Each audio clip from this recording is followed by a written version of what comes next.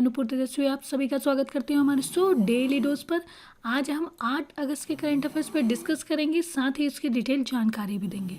दोस्तों, आज की पीडीएफ फाइल आप हमारे वीडियो के डिस्क्रिप्शन बॉक्स से डाउनलोड कर सकते हैं और डेली के पीडीएफ के लिए हमारे टेलीग्राम ग्रुप को ज्वाइन कीजिए, जिसकी लिंक हमारे वीडियो के डिस्क्रिप्शन बॉक्स पर दिया गया है। तो दोस्तों चलिए शुरू करते हैं 8 अगस्त के करंट अफेयर्स। तो दोस्तों चलिए शुरू करते हैं आज का वीडियो। इसमें आज का हमारा पहला क्वेश्चन है, राष्ट्रीय हथकरघा दिवस किस दिन मनाया गया? इसका आंसर है सी आंसर सही है हमारा 7 अगस्त को राष्ट्रीय हथकरघा दिवस मनाया गया। और दोस्तों बता दें कि सरकार ने 29 जुलाई 2015 को राजपत्र अधिसूचना के माध्यम से 7 अगस्त को राष्ट्रीय हथकरघा दिवस के रूप में अधिसूचित किया था। और सरकार का प्रयास है कि गरीबों को सरकारी योजनाओं का लाभ मिले और हथकरघा उद्योग का सामाजिक और आर्थिक रूप से सशक्तिकरण किया जा सके। 7 अगस्त 1905 को देश में स्वदेशी आंदोलन शुरू हुआ था। स्वदेशी आंदोलन की याद में ही 7 अगस्त को राष्ट्रीय हथकरघा दिवस मनाने का निर्णय लिया गया। ठीक है दोस्तों, तो 7 अगस्त को राष्ट्रीय हथकरघा दिवस मनाया जाता है। तो दोस्तों याद रखिएगा, राष्ट्रीय हथकरघा दिवस मनाया जाता है 7 अगस्त को। और इसके साथ ही इम्पोर्टेंस डे के बारे में बात हो रही है। तो दोस्तों 6 अगस्त को जापान की हिरोशिमा और नागासाकी में परमाणु बम हमले की 75वीं वर्षगांठ मनाई गई। ठीक है दोस्तों, तो याद रखिएगा 6 अगस्त को हिरोशिमा और नागासाकी में जो परमाणु बम हमला हुआ था उसकी 75वीं वर्षगांठ मनाई गई। और 3 अगस्त को विश्व संस्कृत दिवस मनाया गया। श्रावण पूर्णिमा के दिन हर साल विश्व संस्कृत दिवस मनाया जाता है और इस साल 3 अगस्त को विश्व संस्कृत दिवस मनाया गया। ठीक है दोस्तों, चलिए दोस्तों आगे बढ़ते हैं। हमारा अगला क्वेश्चन है, यूनेस्को ने किस राज्य के 2 गांवों को सुनामी रेडी के रूप में मान्यता दी है? इसका आंसर है बी आंसर सही है हमारा, उड़ीसा राज्य के 2 गांवों को सुनामी रेडी के रूप में मान्यता दी है यूनेस्को ने। और दोस्तों बता दें कि प्राकृतिक आपदा संचालन क्षेत्र में उड़ीसा को अंतर्राष्ट्रीय स्वीकृति मिली है। यूनेस्को के इंटर गवर्नमेंट ओसेनोग्राफी कमीशन उड़ीसा के जगतपुर सिंह जिला के नोलिया शाही गांव और गंजाम जिला के वेंकटरायपुर गांव को देश में पहली बार सुनामी के लिए तैयारी सुनामी रेडी गांव के तौर पर घोषित किया है। और इस तरह उड़ीसा देश का पहला राज्य बन गया है। ठीक है, उड़ीसा के 2 गांवों को सुनामी रेडी के रूप में मान्यता दी है और इस तरह वह देश का पहला राज्य बन गया है। ठीक है दोस्तों, तो उड़ीसा के वे 2 गांव हैं, जगत सिंहपुर जिला के नोलिया शाही गांव और गंजाम जिला का वेंकट रायपुर गांव। इन 2 गांवों को सुनामी रेडी के रूप में मान्यता दी गई है यूनेस्को के द्वारा। अब दोस्तों उड़ीसा के बारे में बात हो रही है, तो उड़ीसा के बारे में हाल ही में बलराम योजना शुरू किया गया इसमें उड़ीसा राज्य में, और 7 लाख भूमिहीन किसानों के लिए ऋण प्रदान करने के लिए बलराम योजना की शुरुआत की गई। उसके साथ ही जिला संबलपुर के बिलुंग गांव का नाम बदलकर रंगबती बिलुंग रखा गया है। उड़ीसा के जिला संबलपुर के बिलुंग गांव का नाम बदलकर रंगबती बिलुंग रखा गया। और साथ ही दोस्तों मधु बाबू पेंशन योजना के तहत ट्रांसजेंडर समुदाय को भी शामिल किया गया है। मधु बाबू पेंशन योजना के तहत ट्रांसजेंडर समुदाय को शामिल किया गया है। कहाँ? उड़ीसा राज्य सरकार के द्वारा। ठीक है, अब उड़ीसा की राजधानी है भुवनेश्वर, राज्यपाल है गणेशी लाल, मुख्यमंत्री है नवीन पटनायक जी और chief justice of Orissa high court के हैं जस्टिस मोहम्मद रफीक। तो दोस्तों इन चीज़ों को भी याद रखिएगा। चलिए दोस्तों और आगे बढ़ते हैं। अब बता देते हैं पश्चिम बंगाल के बारे में जान लेते हैं। पश्चिम बंगाल में हाल ही में केंद्रीय मंत्रिमंडल ने कोलकाता बंदरगाह का नया नाम श्यामा प्रसाद मुखर्जी बंदरगाह रखा। ठीक है, और पश्चिम बंगाल के विश्व बैंक ने कोविड-19 की स्थिति और विकासात्मक कार्य से निपटने के लिए पश्चिम बंगाल सरकार को 1950 करोड़ रुपए का ऋण दिया है। तो इन चीज़ों को भी याद रखिएगा दोस्तों। और इसके साथ ही एशियन इंफ्रास्ट्रक्चर इन्वेस्टमेंट बैंक ने पश्चिम बंगाल में सिंचाई सेवाओं और बाढ़ प्रबंधन को बेहतर बनाने के लिए $145 मिलियन का ऋण देने की मंजूरी दी है। अब पश्चिम बंगाल के बारे में बात हो रही है, तो पश्चिम बंगाल की स्थापना 26 जनवरी 1950 में हुई। राजधानी है कोलकाता। राज्यपाल है जगदीप धनखड़। मुख्यमंत्री है ममता बनर्जी। चलिए दोस्तों, केरल के बारे में जान लेते हैं। केरल में हाल ही में ड्रीम केरला प्रोजेक्ट के तहत प्रवासियों को पुनर्वास और राज्य के समग्र विकास के लिए एक योजना बनाई गई कि क्या एक प्रोजेक्ट तैयार किया गया है, ड्रीम केरला प्रोजेक्ट। ठीक है, और इसके साथ ही केरल के बारे में बात हो रही है, तो केरल की स्थापना 1 नवंबर 1956 में हुई। राजधानी है तिरुवनंतपुरम। मुख्यमंत्री है पिनारयी विजयन। राज्यपाल है आरिफ मोहम्मद खान और चीफ जस्टिस हैं एस मनी कुमार। तमिलनाडु के बारे में जान लेते हैं। तमिलनाडु में हाल ही में Thanjavur native works, Arumbavur woods carving और कोविलपट्टी कदलाई मिठाई को जीआई टैग दिया गया था। और केंद्र सरकार ने तमिलनाडु के साथ मिलकर आरोग्य सेतु IVRS सुविधा शुरू किया। और तमिलनाडु सरकार ने हाल ही में कर्मचारियों की सेवानिवृत्ति आयु 58 से बढ़ाकर 59 कर दी है। ठीक है दोस्तों, तो इन चीज़ों को याद रखिएगा। और तमिलनाडु की स्थापना 1 नवंबर 1956 में हुई। राजधानी है चेन्नई। राज्यपाल है बनवारी लाल पुरोहित। मुख्यमंत्री है EK पलानीस्वामी और चीफ जस्टिस है अमरेश्वर प्रताप शाही।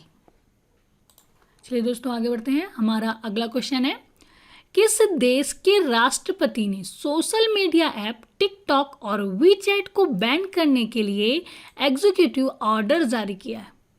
इसका आंसर है बी। आंसर सही है हमारा बी, अमेरिका के राष्ट्रपति डोनाल्ड ट्रंप ने सोशल मीडिया ऐप टिकटॉक और वीचैट को बैन करने के लिए एग्जीक्यूटिव ऑर्डर जारी किया है।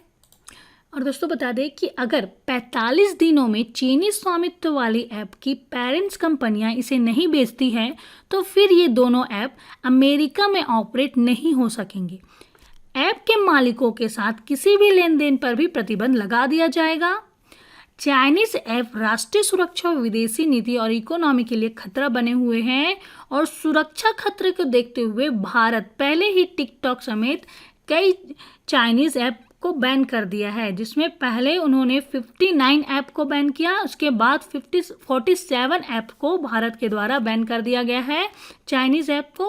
और उसके साथ ही टिकटॉक की parents company ByteDance limited और वीचैट की parents company Tencent holdings limited है। इन दोनों कंपनियों के हेडक्वार्टर चाइना में है। टिकटॉक शॉर्ट वीडियो सर्विस है, तो वही वीचैट के जरिए मैसेजिंग के साथ साथ एक दूसरे को फंड ट्रांसफ़र किया जा सकता है। तो दोस्तों याद रखिएगा, अमेरिका के राष्ट्रपति डोनाल्ड ट्रंप ने सोशल मीडिया ऐप टिकटॉक और वीचैट को बैन करने के लिए एक एग्जीक्यूटिव ऑर्डर जारी किया है। और दोस्तों अमेरिका के बारे में बात हो रही है, तो अमेरिका ने चीन से भारत के साथ तनाव को कम करने की अपील संबंधित प्रस्ताव पारित किया है। और इसके साथ ही अमेरिका ने चीन को ह्यूस्टन में अपना वाणिज्य दूतावास बंद करने का भी आदेश दिया है। अमेरिकी राष्ट्रपति डोनाल्ड ट्रंप ने H-1B वीज़ा के उपयोग को प्रतिबंधित करने के लिए एक कार्यकारी आदेश पर भी हस्ताक्षर किया है। तो इन चीज़ों को भी याद रखिएगा दोस्तों। और अमेरिका की राजधानी है वाशिंगटन DC। मुद्रा है अमेरिकन डॉलर और राष्ट्रपति है डोनाल्ड ट्रंप। जापान के बारे में जान लेते हैं। जापान के बारे में बात हो रही है, तो जापान ने 6 अगस्त को हिरोशिमा और नागासाकी पर परमाणु बम हमले की 75वीं वर्षगांठ मनाई। और जापान की राजधानी है टोक्यो। मुद्रा है जापानी येन और प्रधानमंत्री है शिंजो अबे। चलिए ब्रिटेन के बारे में जान लेते हैं। ब्रिटेन ने हाल ही में अश्वेत शख्सियतों महात्मा गांधी, जासूस नूर इनायत खान और मैरी सिकोल की उपलब्धियों पर इनकी तस्वीरों वाले सिक्के जारी करने की योजना बनाई है ब्रिटेन ने। ठीक है, और ब्रिटेन की राजधानी है लंदन। मुद्रा है पाउंड स्टर्लिंग और प्रधानमंत्री है बोरिस जॉनसन। ऑस्ट्रेलिया के बारे में। ऑस्ट्रेलिया की राजधानी है कैनबेरा, मुद्रा है ऑस्ट्रेलियन डॉलर और प्रधानमंत्री है स्कॉट मॉरिसन। चलिए दोस्तों आगे बढ़ते हैं। अगला क्वेश्चन है हमारा, भारतीय निर्यात आयात बैंक ने किस देश को अब बिजली आपूर्ति गुणवत्ता सुधार के लिए 25 करोड़ डॉलर की ऋण सुविधा दी है? इसका आंसर है बी आंसर सही है हमारा, मोजाम्बिक देश को। भारतीय निर्यात आयात बैंक एक्सिम बैंक ने मोजाम्बिक को बिजली आपूर्ति गुणवत्ता में सुधार के लिए 25 करोड़ डॉलर करीब 1870 करोड़ रुपए की ऋण सुविधा दी है और इस बारे में समझौता 3 अगस्त को किया गया और इस समझौते पर हस्ताक्षर एक्सिम बैंक के महाप्रबंधक सरोज खुंतिया और मोजाम्बिक के वित्त और अर्थव्यवस्था मामले के मंत्रालय के राष्ट्रीय वित्त निदेशालय के एंड्रियानो इसायास ओबिसिस ने दस्तखत किया। इस समझौते पर किसने दस्तखत किया? सरोज खुंतियान और मोजाम्बिक के एंड्रियानो इसायास ओबिसिस ने दस्तखत किए हैं। इस समझौते के साथ एक्सिम बैंक मोजाम्बिक के साथ अब तक 14 ऋण सुविधा समझौते कर चुका है। इसके तहत 77.244 करोड़ डॉलर कर्ज को लेकर प्रतिबद्धता जताई गई है। एक्सिम बैंक अब तक अफ्रीका, एशिया, लातिन अमेरिकी समेत विभिन्न क्षेत्रों में 62 देशों के साथ 264 एलओसी समझौते कर चुका है। इसके तहत 25.98 अरब डॉलर की कर्ज की प्रतिबद्धता जताई गई है और यह कर्ज भारत से निर्यात के लिए वित्त पोषण के रूप में उपलब्ध होता है। ठीक है दोस्तों, तो याद रखिएगा, भारतीय निर्यात आयात बैंक एक्सिम बैंक ने मोजाम्बिक देश को बिजली आपूर्ति गुणवत्ता के सुधार के लिए 25 करोड़ डॉलर की ऋण सुविधा दी है। और दोस्तों एक्सिम बैंक के बारे में बात हो रही है तो एक्सिम बैंक की स्थापना 1 जनवरी 1982 में हुई। इसका मुख्यालय है मुंबई और सीईओ है डेविड रस्किन्हा। ठीक है, सीईओ कौन है? डेविड रस्किन्हा, एक्सिम बैंक के। ठीक, चलिए मोजाम्बिक के बारे में जान लेते हैं। मोजाम्बिक की राजधानी है मापुटो और करेंसी है मोजाम्बिक मेटिकल। चलिए दोस्तों, उसके साथ ही संयुक्त अरब अमीरात के बारे में जान लेते हैं। संयुक्त अरब अमीरात यूएई ने हाल ही में जापानी स्पेस सेंटर से होप मार्स मिशन लॉन्च किया है। एक मार्स मिशन लॉन्च किया जिसका नाम है होप मार्स मिशन। यूएई ने लॉन्च किया और इसे जापानी स्पेस सेंटर से लॉन्च किया गया। उसके साथ ही बता दें कि यूएई संयुक्त अरब अमीरात परमाणु ऊर्जा का उत्पादन करने वाला अरब दुनिया का पहला देश बन गया है। संयुक्त अरब अमीरात, इसकी राजधानी है अबू धाबी, मुद्रा है यूएई दिनार, राष्ट्रपति है खलीफा बिन जायद अल नह्यान और प्रधानमंत्री है मोहम्मद बिन रशीद अल मक्तोम। चलिए दोस्तों, लेबनान के बारे में जान लेते हैं। लेबनान ने हाल ही में लेबनान की राजधानी बैरूत में अमोनियम नाइट्रेट रासायनिक पदार्थ के कारण 4 अगस्त को एक बड़ा विस्फोट हुआ था। ठीक है, और लेबनान की राजधानी है बैरूत, मुद्रा है लेबनानीज पाउंड, राष्ट्रपति है मिशेल आउन और प्रधानमंत्री है हसन दाऊद। मालदीव के बारे में जान लेते हैं दोस्तों। मालदीव ने हाल ही में भारत ने मालदीव इंडस्ट्रियल फिशेस कंपनी को 1 करोड़ 80 लाख अमेरिकी डॉलर का ऋण दिया है। ठीक है, तो याद रखिएगा, भारत ने मालदीव इंडस्ट्रियल फिशेस कंपनी को 1 करोड़ 80 लाख अमेरिकी डॉलर का ऋण दिया है और मालदीव की राजधानी है माले, मुद्रा है मालदीवियन रुपया और राष्ट्रपति है इब्राहिम मोहम्मद सोली। तो इन चीज़ों को भी याद रखिएगा दोस्तों। अगला क्वेश्चन है दोस्तों, भारतीय रिजर्व बैंक ने पायलट आधार पर ऑफलाइन यानी बिना इंटरनेट के कार्ड, वॉलेट और मोबाइल के जरिए एक बार में भुगतान की अधिकतम सीमा कितने रुपए तय की है? इसका आंसर है डी आंसर सही हमारा, 200 रुपये तय किया है। भारतीय रिजर्व बैंक ने पायलट आधार पर ऑफलाइन यानी बिना इंटरनेट के कार्ड, वॉलेट और मोबाइल के जरिए छोटी राशि के पेमेंट की अनुमति दी है और वह राशि है 200 रुपये तक भुगतान किया जा सकता है। इस पहल का मकसद है उन जगहों पर भी डिजिटल लेन देन के लिए ग्राहकों को प्रोत्साहित करना जहां इंटरनेट कनेक्टिविटी नहीं है या स्पीड बहुत कम है। पायलट स्कीम के तहत पेमेंट सिस्टम ऑपरेटर बैंक और नॉन बैंक ऑफलाइन डिजिटल भुगतान की पेशकश कर सकते हैं, यानी इस तरह से भुगतान के लिए इंटरनेट कनेक्टिविटी की ज़रूरत नहीं होगी। पायलट योजना के अंतर्गत यह पेमेंट कार्ड, वॉलेट या मोबाइल उपकरणों या किसी अन्य माध्यम से किया जा सकता है। इसके लिए किसी अन्य प्रकार के सत्यापन की ज़रूरत नहीं होगी। इसमें एक बार में भुगतान की अधिकतम सीमा 200 रुपये होगी। हालांकि इसके जरिए किसी भी समय 2000 रुपये तक कुल भुगतान की सीमा होगी। तो दोस्तों याद रखिएगा, भारतीय रिजर्व बैंक ने पायलट आधार पर ऑफलाइन बिना इंटरनेट के कार्ड, वॉलेट और मोबाइल के जरिए एक बार में भुगतान की अधिकतम सीमा 200 रुपये तय की है। और दोस्तों आरबीआई के बारे में बात हो रही है, तो आरबीआई की स्थापना 1935 में हुई और उस समय उसका मुख्यालय था कोलकाता और फिर बाद में 1937 में इसका मुख्यालय मुंबई स्थानांतरित हो गया। आरबीआई के पहले गवर्नर थे ओसबर्न स्मिथ और पहले भारतीय गवर्नर थे सीडी देशमुख और प्रेजेंट गवर्नर है 25th गवर्नर है शक्तिकांत दास जी। और बता दें कि आरबीआई गवर्नर का कार्यकाल 3 साल के लिए होता है और आरबीआई का राष्ट्रीयकरण किया गया 1949 में। अगला क्वेश्चन है दोस्तों, गूगल ने किस देश से जुड़ी करीब 2500 से ज़्यादा यूट्यूब चैनल डिलीट कर दिए हैं? इसका आंसर है बी आंसर सही हमारा, चीन की। गूगल ने चीन से जुड़ी करीब 2500 से ज़्यादा यूट्यूब चैनल डिलीट कर दिए हैं और इन चैनल को भ्रामक जानकारी फैलाने के चलते वीडियो शेयरिंग प्लेटफॉर्म से हटाया गया है।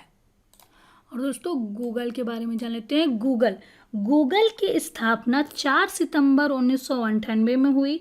मुख्यालय है माउंटेन व्यू, कैलिफोर्निया, यूएस और सीईओ है सुंदर पिचाई।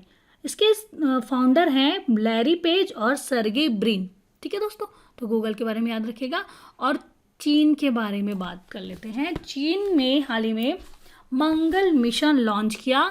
चीन ने हाल ही में अपना मंगल मिशन लॉन्च किया है। और उसके साथ बता दें, चीन ने संयुक्त राष्ट्र के global e waste monitor 2020 report 2019 में ई कचरे का सबसे बड़ा योगदानकर्ता देश बना चीन। ठीक, और चीन के बाद बना अमेरिका, उसके बाद है भारत, यूरोप, अफ्रीका, ओशियान। ठीक है, इनका नंबर है। और global e waste monitoring report में यहाँ सबसे बड़ा योगदानकर्ता देश बना है चीन। चीन के बारे में बात हो रही है, तो अमेरिकी जीपीएस के समतुल्य स्वदेशी नेविगेशन सिस्टम बेइदोई की शुरुआत की। चीन ने एक स्वदेशी नेविगेशन सिस्टम बेइदोई की शुरुआत की है। और इसके साथ ही यूरोपीय संघ के द्वारा साइबर हमलों के कारण चीनी साइबर जासूसों का प्रतिबंध लगा दिया गया है। तो ये इन चीज़ों को भी याद रखिएगा। चीन की राजधानी है बीजिंग, मुद्रा है रेनमिनबी और राष्ट्रपति हैं जी जिनपिंग। अमेरिका की राजधानी है वाशिंगटन डीसी,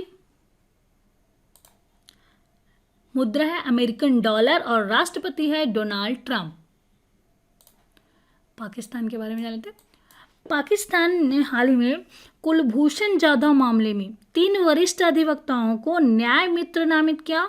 उन अधिवक्ताओं का नाम है आबिद हसन मंटो, हामिद खान और पाकिस्तान के पूर्व अटॉर्नी जनरल मखदूम अली खान। इन 3 वरिष्ठ अधिवक्ताओं को न्याय मित्र नामित किया है कुलभूषण जाधव मामले में।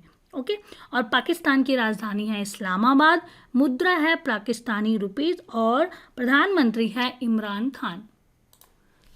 अगला क्वेश्चन है दोस्तों, T20 विश्व कप 2020 का रद्द हुआ संस्करण अब 2022 में किस देश में खेला जाएगा? इसका आंसर है बी आंसर सही है हमारा, ऑस्ट्रेलिया में खेला जाएगा। इस साल 18 अक्टूबर से ऑस्ट्रेलिया में आईसीसी विश्व टी20 का आयोजन किया जाना था, लेकिन कोविड-19 महामारी के कारण इसे स्थगित कर दिया गया। टी20 विश्व कप 2020 अब 2022 में ऑस्ट्रेलिया में होगा और ऑस्ट्रेलिया में होने वाला टी20 वर्ल्ड कप 2022 भी अक्टूबर-नवंबर में खेला जाएगा, जबकि फाइनल 13 नवंबर को होगा। भारत में टी20 विश्व कप 2021 पूर्व निर्धारित कार्यक्रम के अनुसार ही होगा और टी20 वर्ल्ड कप 2021 टूर्नामेंट भारत में खेला जाएगा।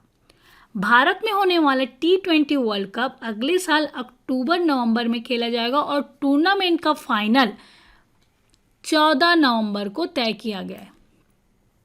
इसके साथ ही अगले साल न्यूजीलैंड में होने वाला महिलाओं का एक दिवसीय क्रिकेट विश्व कप कोरोना महामारी के व्यापक प्रभाव के कारण फरवरी-मार्च 2022 तक स्थगित कर दिया गया है। तो दोस्तों याद रखिएगा, टी20 विश्व कप 2022 अब ऑस्ट्रेलिया में खेला जाएगा। ऑस्ट्रेलिया की राजधानी है कैनबेरा, मुद्रा है ऑस्ट्रेलियन डॉलर और प्रधानमंत्री है स्कॉट मॉरिसन। दक्षिण अफ्रीका के बारे में जान लेते हैं। दक्षिण अफ्रीका की राजधानी है केपटाउन, मुद्रा है साउथ अफ्रीकन रैंड और राष्ट्रपति है कायरिल रामाफोसा। भारत के बारे में जान लेते हैं। भारत ने हाल ही में anti tank guided missile Dhruvastra का टेस्ट किया और भारत की राजधानी है नई दिल्ली, राष्ट्रपति हैं श्री रामनाथ कोविंद और प्रधानमंत्री हैं नरेंद्र मोदी। चलिए आगे बढ़ते हैं। अगला क्वेश्चन है हमारा, भारतीय क्रिकेट बोर्ड बीसीसीआई ने किस मोबाइल फोन कंपनी के साथ इंडियन प्रीमियर लीग की आगामी सत्र के लिए टाइटल प्रायोजन करार निलंबित कर दिया है? इसका आंसर है सी आंसर सही है, वीवो के साथ। भारतीय क्रिकेट बोर्ड ने भारत और चीन के बीच बढ़ते राजनीतिक तनाव के बीच चीनी मोबाइल फोन कंपनी वीवो को साथ इंडियन प्रीमियर लीग आईपीएल के आगामी सत्र के लिए टाइटल प्रायोजन पर करार निलंबित कर दिया है और वीवो ने 2018 से 2022 तक 5 साल के लिए 2190 करोड़ रुपए की आईपीएल प्रायोजन अधिकार हासिल किए थे। दोनों पक्ष एक योजना पर काम कर रहे हैं जिसमें वीवो फिर से 3 साल के लिए संशोधित शर्तों पर 2021 से वापसी कर सकता है। ठीक है दोस्तों, तो याद रखिएगा, बीसीसीआई ने, भारतीय क्रिकेट बोर्ड ने वीवो मोबाइल कंपनी के साथ इंडियन प्रीमियर लीग आईपीएल की आगामी सत्र के लिए टाइटल प्रायोजन करार निलंबित कर दिया।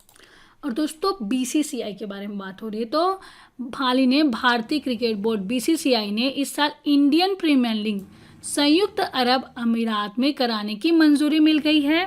और साथ ही बता दें, बीसीसीआई ने हाल ही में खिलाड़ियों को उम्र गलत बताने पर 2 साल का प्रतिबंध लगाने का फैसला किया है।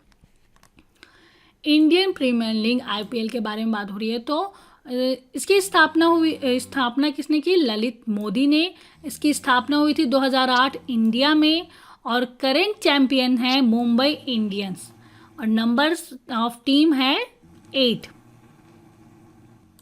और भारतीय क्रिकेट कंट्रोल बोर्ड बीसीसीआई के बारे में बात हो रही है तो उसके अध्यक्ष हैं सौरभ गांगुली, सचिव है जय शाह और मुख्यालय है मुंबई और स्थापना हुई थी दिसंबर 1928 में। अगला क्वेश्चन है हमारा, हाल ही में विन ट्रेंड फैंटेसी स्पोर्ट्स के राजदूत के रूप में किसे नियुक्त किया गया था? इसका आंसर है ए आंसर सही है हमारा, सुरेश रैना और हरमनप्रीत कौर को। दोस्तों WTF स्पोर्ट्स भारतीय क्रिकेटर सुरेश रैना और हरमनप्रीत कौर को अपना वैश्विक ब्रांड एम्बेसडर नियुक्त किया है। अगला क्वेश्चन है दोस्तों, भारत के 14वें नियंत्रक और महालेखा परीक्षक के रूप में किसे नियुक्त किया गया है? इसका आंसर है सी आंसर सही हमारा, गिरीश चंद्र मुर्मू को। केंद्र सरकार ने जम्मू कश्मीर के लेफ्टिनेंट गवर्नर रह चुके गिरीश चंद्र मुर्मू को देश का नया नियंत्रक एवं महालेखा परीक्षक बनाया है और वह राजीव महर्षि की जगह लेंगे। गिरीश चंद्र मुर्मू राजीव महर्षि की जगह लेंगे और मुर्मू 8 अगस्त को देश के नए नियंत्रक एवं महालेखा परीक्षक पद की शपथ लेंगे। नियंत्रक एवं महालेखा परीक्षक यानी सीएजी या कैग एक संवैधानिक पद है और कैग का काम सरकारी खातों और धन व्यय की जांच करना है। सरकार जो भी धन खर्च करती है, कैग उस खर्च की गहराई से जांच पड़ताल करता है और पता लगाता है कि धन सही खर्च हुआ है या नहीं। यह केंद्र और राज्य सरकार दोनों के सार्वजनिक खातों और आकस्मिक निधि का परीक्षण करता है। ओके दोस्तों, तो याद रखिएगा, भारत के 14वें नियंत्रक एवं महालेखा परीक्षक के रूप में गिरीश चंद्र मुर्मू को नियुक्त किया गया है और उन्होंने राजीव महर्षि की जगह ली है। और दोस्तों, कैग की स्वायत्तता के बारे में जान लेते हैं। कैग की स्वतंत्रता की सुरक्षा के लिए संविधान में कई प्रावधान किए गए हैं और कैग राष्ट्रपति की सील और वारंट द्वारा नियुक्त किया जाता है। इसका कार्यकाल 6 वर्ष या 65 वर्ष की आयु तक होता है। कैग को राष्ट्रपति द्वारा केवल संविधान में दर्ज प्रक्रिया के अनुसार हटाया जा सकता है, जो कि सर्वोच्च न्यायालय के न्यायाधीश को हटाने के तरीके के समान है। एक बार कैग के पद से सेवानिवृत्त होने या इस्तीफा देने के बाद वह भारत सरकार या किसी भी राज्य सरकार के अधीन किसी भी कार्यकाल का पदभार नहीं ले सकता है। कैग का वेतन और अन्य सेवा शर्तें नियुक्त के बाद भिन्न नहीं किया जा सकता। उसकी प्रशासनिक शक्तियां और भारतीय लेखा परीक्षा और लेखा विभाग में सेवारत अधिकारियों की सेवा शर्तें राष्ट्रपति के द्वारा उससे परामर्श के बाद ही निर्धारित की जाती है। और कैग के कार्यकाल का प्रशासनिक व्यय, जिसमें सभी वेतन भत्ते और पेंशन शामिल है, भारत की संचित निधि पर भारित होते हैं, जिन पर संसद में मतदान नहीं हो सकता। और दोस्तों, अजय त्यागी जी के बारे में जान लेते हैं। अजय त्यागी जी, सेबी के चेयरमैन अजय त्यागी को 18 महीने का सेवा विस्तार कर दिया गया है। उनका कार्यकाल अब फरवरी 2022 तक कर दिया गया है। कौन है अजय त्यागी जी? सेबी के चेयरमैन अजय त्यागी, उनका अब कार्यकाल अब 18 महीने के लिए बढ़ा दिया गया है। और मनोज सिन्हा जम्मू कश्मीर के उपराज्यपाल के रूप में नियुक्त हुए हैं। मनोज सिन्हा जीसी मुर्मू की जगह लेंगे। और दोस्तों, जयदीप भटनागर को अखिल भारतीय रेडियो के समाचार सेवा प्रभाग के महानिदेशक के रूप में नियुक्त किया गया है, जयदीप भटनागर को। और जयदीप भटनागर ईरा जोशी के स्थान लेंगे। अगला क्वेश्चन है, निम्न में से किसने संघ लोक सेवा आयोग के नए अध्यक्ष के रूप में पदभार संभाला है? का नाम है, बी आंसर सही हमारा, डॉक्टर प्रदीप कुमार जोशी ने। डॉक्टर प्रदीप कुमार जोशी ने संघ लोक सेवा आयोग यूपीएससी के अध्यक्ष के रूप में पदभार संभाला और वे अरविंद सक्सेना की जगह लेंगे। डॉक्टर प्रदीप कुमार जोशी संघ लोक सेवा आयोग के अध्यक्ष बने और उन्होंने अरविंद सक्सेना की जगह ली है। और प्रोफेसर जोशी का कार्यकाल 12 मई 2021 तक रहेगा। प्रोफेसर जोशी इससे पहले छत्तीसगढ़ और मध्य प्रदेश लोक सेवा आयोग दोनों के अध्यक्ष थे। वे मई 2015 में यूपीएससी के सदस्य के रूप में शामिल हुए थे। संघ लोक सेवा आयोग देश की सबसे प्रतिष्ठित पदों में शुमार भारतीय प्रशासनिक सेवा, भारतीय पुलिस सेवा और भारतीय विदेश सेवा सहित अन्य पदों के लिए परीक्षा आयोजित करता है। और साथ ही बता दें, भारतीय संविधान के अनुच्छेद 315(1) के अनुसार संघ लोक सेवा आयोग के साथ साथ प्रत्येक राज्य में राज्य आधारित सरकारी, अर्ध सरकारी, न्यायिक एवं अन्य अधीनस्थ सेवाओं के आयोजन के लिए राज्य लोक सेवा आयोग की स्थापना का प्रावधान किया गया है। इसमें एक अध्यक्ष और 10 अन्य सदस्य शामिल होते हैं, जिनकी नियुक्ति राष्ट्रपति द्वारा की जाती है। आयोग के अध्यक्ष और सदस्य 6 साल की अवधि के तक अथवा 65 साल की उम्र तक पूरी होने तक अपने पद पर नियुक्त रहते हैं। और संविधान का अनुच्छेद 316 सदस्यों की नियुक्ति और उनके कार्यकाल की अवधि से संबंधित है। ओके दोस्तों, तो याद रखिएगा, संघ लोक सेवा आयोग के नए अध्यक्ष बने डॉक्टर प्रदीप कुमार जोशी और उन्होंने अरविंद सक्सेना की जगह ली है। और साथ ही दोस्तों आगे जान लेते हैं हार्दिक सतीश चंद्र शाह। हार्दिक सतीश चंद्र शाह प्रधानमंत्री नरेंद्र मोदी जी के निजी सचिव नियुक्त हुए हैं। और हार्दिक सतीश चंद्र शाह प्रधानमंत्री के निजी सचिव के रूप में नियुक्त हुए और उन्होंने राजीव टोपनो की जगह ली है। ठीक है, हार्दिक सतीश चंद्र शाह प्रधानमंत्री के निजी सचिव नियुक्त हुए और उन्होंने राजीव टोपनो की जगह ली। और इसके साथ ही बता दें दोस्तों, गिरीश चंद्र मुर्मू को भारत के 14वें नियंत्रक एवं महानिदेशक के परीक्षक के रूप में नियुक्त किया गया है। गिरीश चंद्र मुर्मू को भारत में 14वें नियंत्रक एवं महालेखा परीक्षक के रूप में नियुक्त किया गया।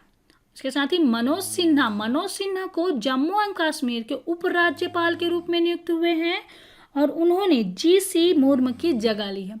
मनोज सिन्हा ने जी.सी. मुर्मू की जगह ली है। जम्मू कश्मीर में उपराज्यपाल के रूप में नियुक्त हुए हैं मनोज सिन्हा। अगला क्वेश्चन है दोस्तों, प्रधानमंत्री नरेंद्र मोदी द्वारा राष्ट्रीय स्वच्छता केंद्र का उद्घाटन निम्न में से किस दिन किया जाएगा? इसका आंसर है सी आंसर सही हमारा 8 अगस्त को किया जाएगा। प्रधानमंत्री नरेंद्र मोदी 8 अगस्त को राष्ट्रीय स्वच्छता केंद्र का उद्घाटन करेंगे और यह केंद्र स्वच्छ भारत अभियान से जुड़े लोगों के अनुभवों को साझा करने का एक मंच होगा। इस अभियान ने ग्रामीण क्षेत्रों में स्वच्छता के प्रति लोगों के दृष्टिकोण को बदला है और करीब 55 करोड़ लोगों को खुले में शौच से मुक्ति दिलाई है। स्वच्छ भारत मिशन घर, समाज और देश में स्वच्छता को जीवन शैली का अंग बनाने के लिए सार्वभौमिक साफ सफाई का यह अभियान 2014 में शुरू किया गया था। स्वच्छ भारत मिशन अभियान 2014 में शुरू किया गया था। ओके दोस्तों, तो याद रखिएगा प्रधानमंत्री नरेंद्र मोदी द्वारा राष्ट्रीय स्वच्छता केंद्र का उद्घाटन 8 अगस्त को किया जाएगा। अगला क्वेश्चन है दोस्तों, किस संस्थान ने कोविड-19 के टीकों की 10 करोड़ खुराक के निर्माण और वितरण में तेजी लाने के लिए गावी, द वैक्सीन अलायंस और bill and Melinda Gates foundation के साथ एक समझौता किया है? इसका आंसर है सी आंसर सही हमारा सीरम इंस्टीट्यूट ऑफ इंडिया ने। पुणे स्थित सीरम इंस्टीट्यूट ऑफ इंडिया ने भारत और मध्यम आय वर्ग वाले देशों के लिए कोविड-19 के टीकों की 10 करोड़ खुराक निर्माण और वितरण में तेजी लाने के लिए गावी, द वैक्सीन अलायंस और bill and Melinda Gates foundation के साथ एक समझौता किया। यह समझौता सीरम इंस्टीट्यूट ऑफ इंडिया को विनिर्माण क्षमता बढ़ाने में मदद करने के लिए पूंजी उपलब्ध कराएगा ताकि वैक्सीन हासिल करने के लिए विनियामक अनुमोदन और विश्व स्वास्थ्य संगठन की पूर्व शर्तों का पालन करने पर वर्ष 2021 की पहली छमाही के लिए भारत और मध्यम आय वर्ग वाले देशों को टीका के वितरण और के लिए बड़े पैमाने पर खुराक का उत्पादन किया जा सके। साथ ही बता दें, सीरम इंस्टीट्यूट के मुख्य कार्यकारी अधिकारी हैं अदार पूनावाला।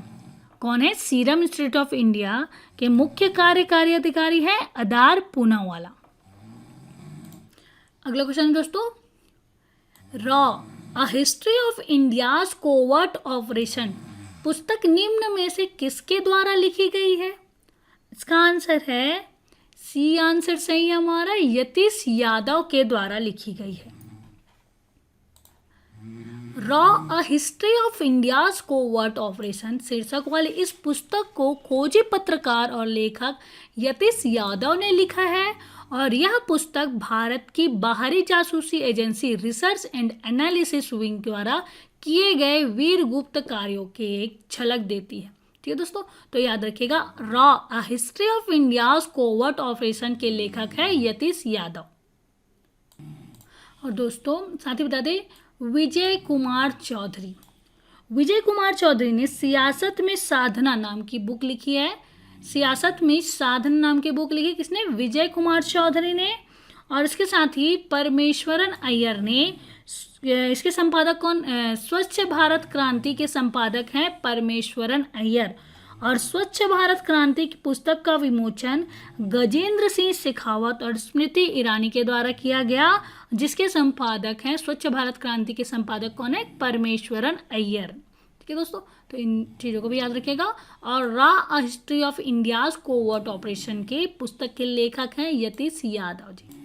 और आज का लास्ट क्वेश्चन है 8 अगस्त का करंट अफेयर्स का लास्ट क्वेश्चन है, हाल ही में प्रसिद्ध फिक्शन लेखक और पुलित्जर पुरस्कार विजेता शर्ली एन ग्रो का निधन हो गया, वह किस देश से संबंधित थी? इसका आंसर है सी आंसर सही है हमारा, वे अमेरिका देश से संबंधित थी। प्रसिद्ध कथा लेखक और पुलित्जर पुरस्कार विजेता शर्ली एन ग्रो का निधन हो गया। उनका जन्म 8 जुलाई 1929 को न्यू ऑरलियंस लुइसियाना संयुक्त राज्य अमेरिका में हुआ था। उन्होंने 6 उपन्यास और 4 शॉर्ट स्टोरी लिखी थी, जो सभी डीप साउथ में न्यू ऑरलियंस से उत्तर लुइसियाना और अलबामा में सेट है। उनकी पहली पुस्तक द ब्लैक प्रिंस 1954 में प्रकाशित हुई थी।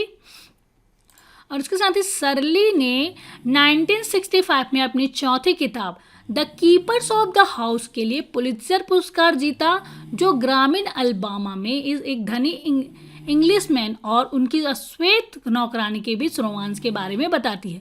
इसके अलावा 1956 में उनकी book the black Prince and other stories को नेशनल बुक अवार्ड के लिए भी नामांकित किया गया था। तो दोस्तों याद रखिएगा, प्रसिद्ध फिक्शन लेखक और पुलित्जर पुरस्कार विजेता शर्ली एन ग्रो का निधन हो गया, वे अमेरिका से थी।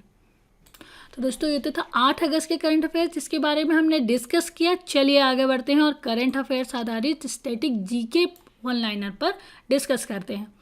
इसमें हमारा पहला क्वेश्चन है, भारत द्वारा मुक्त व्यापार की समीक्षा किए जाने से चर्चा में रही आसियान की स्थापना कब हुई थी और इसके स्थायी सदस्य देशों की संख्या कितनी है? तो दोस्तों इसका आंसर है, आसियान की स्थापना 1967 में हुई। इसका मुख्यालय है जकार्ता, इंडोनेशिया में, और सदस्य देशों की संख्या है 10।